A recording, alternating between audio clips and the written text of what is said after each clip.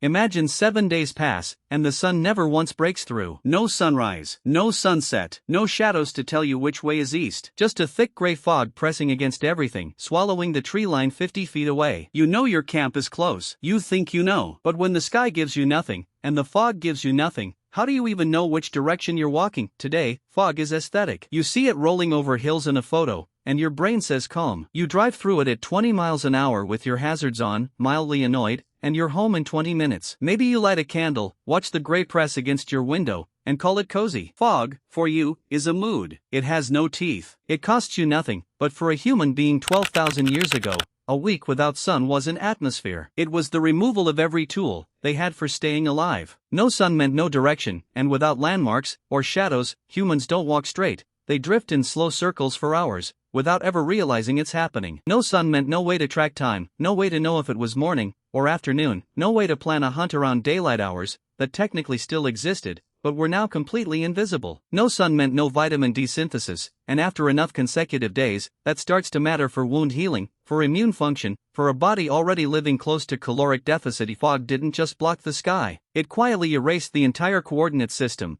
A species had spent its whole existence building itself around. The first way fog kills is disorientation, and it's more dangerous than most people realize. Without a visible sun, humans lose the ability to walk in a straight line. Studies on people lost in featureless terrain, deserts, forests, even blindfolded test subjects walking across open fields show the same pattern again and again. Without a fixed visual reference point, people drift slowly into circles, sometimes less than 66 feet wide, fully convinced the entire time that they're walking in a straight line. Now stretch that across a week of unbroken fog. A hunter who leaves camp to check a snare line can lose the camp entirely, wander for hours, and end up back exactly where he started, exhausted, with no food, and no real idea how far he's actually traveled. The second way is starvation. Most prey animals rely heavily on sightlines to detect danger, and so do most human hunters. Fog collapses visibility down to a few dozen feet in every direction. Grazing animals that would normally be visible clearly across an open plain simply vanish. Tracking by sight becomes useless almost immediately, and the group is forced to rely instead on scent and sound, far less reliable, far more time-consuming,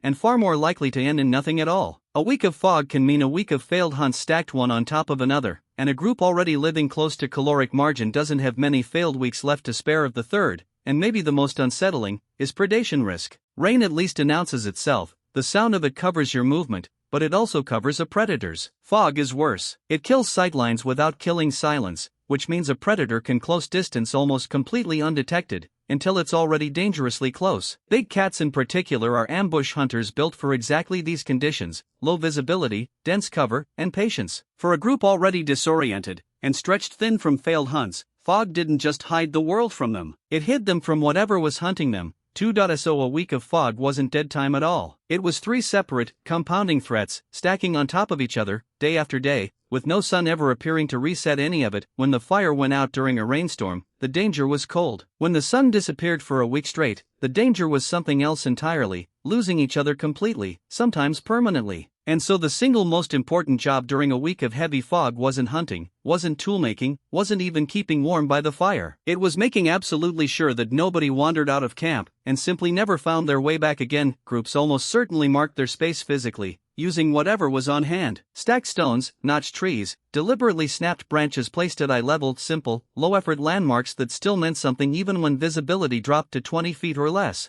Some anthropologists studying modern hunter-gatherer groups in persistently foggy or heavily forested environments, like parts of the Congo Basin, have documented exactly this kind of behavior: physical trail markers placed at consistent, deliberate intervals specifically for low visibility conditions, constantly refreshed, treated as seriously as any weapon or tool in the group's possession. Sound became a landmark too. Fire wasn't just for warmth anymore, it became an anchor point, a smell and a distant crackle that could guide someone home, even when they couldn't see a single flame. Some groups likely kept a person calling out at intervals, a human voice acting as a beacon, the way a foghorn does for ships today, because sound travels through dense fog in ways sight simply cannot. And probably most important of all, nobody hunted alone during those days. A solo hunter who got turned around in normal weather could backtrack using the sun, a ridge, a familiar tree line. In fog, none of that existed anymore. Losing the group wasn't an inconvenience, it was very possibly a death sentence with no rescue coming. With hunting nearly impossible and the group huddled close,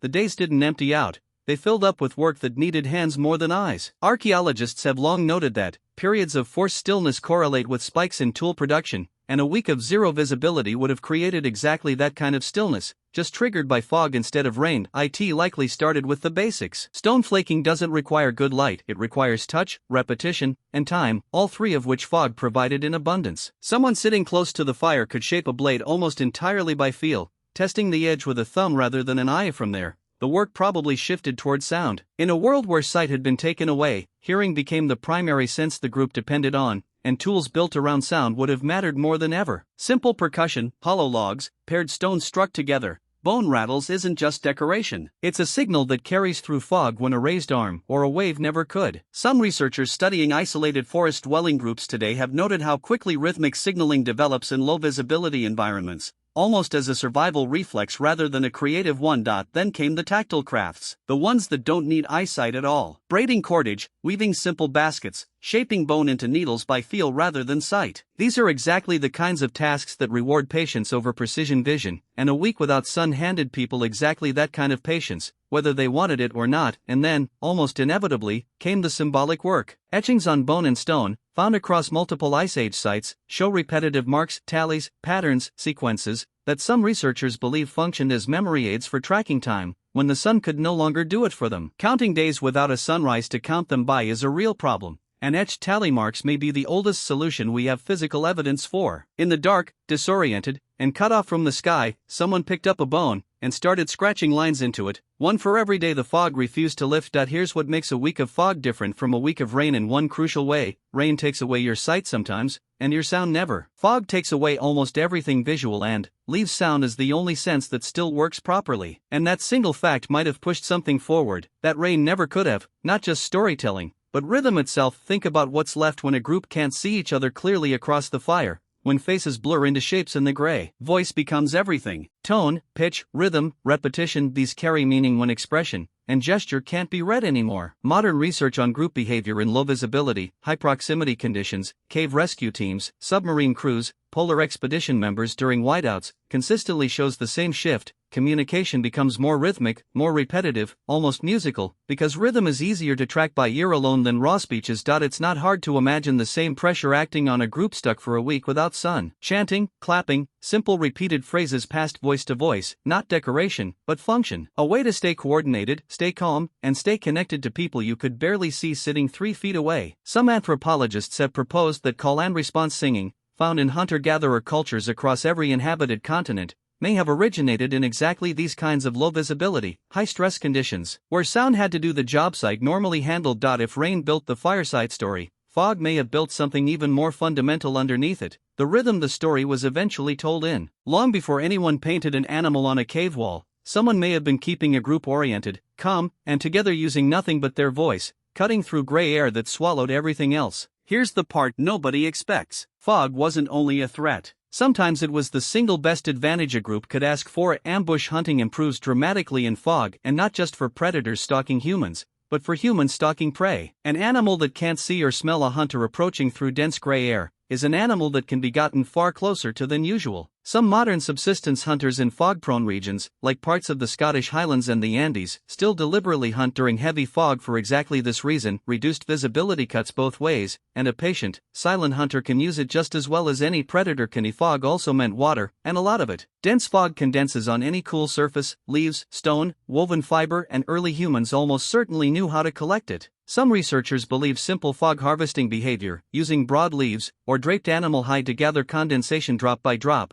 may be far older than formal irrigation itself, since it requires no tools and no understanding beyond basic observation. Fungi thrived in it too. Fog means sustained, saturated moisture, and moisture is exactly what triggers mushroom blooms across forest floors. A week of fog, brutal as it was for hunting, may have been one of the best weeks of the year for foraging fungi, adding a dense, reliable calorie source right when meat became hardest to find. And there's one more advantage: quieter than the rest. Just as fog hid predators from humans, it hid humans from predators too. A group that stayed close, stayed quiet, and kept its fire low could move through fog almost as invisibly as anything hunting them. For a few days, the same gray that swallowed the world whole gave something back in return. Cover.so. What did they actually do during a week with zero sun? Everything that mattered. They marked the trees so no one got lost. They kept a voice calling through the fog like a beacon. They shaped tools by feel instead of sight. They built rhythm and rattle and call and response into a group that could barely see each other's faces. They scratched tally marks into bone just to know how many days had passed. They gathered water from leaves, hunted through cover instead of around it, and pulled mushrooms from soaked ground.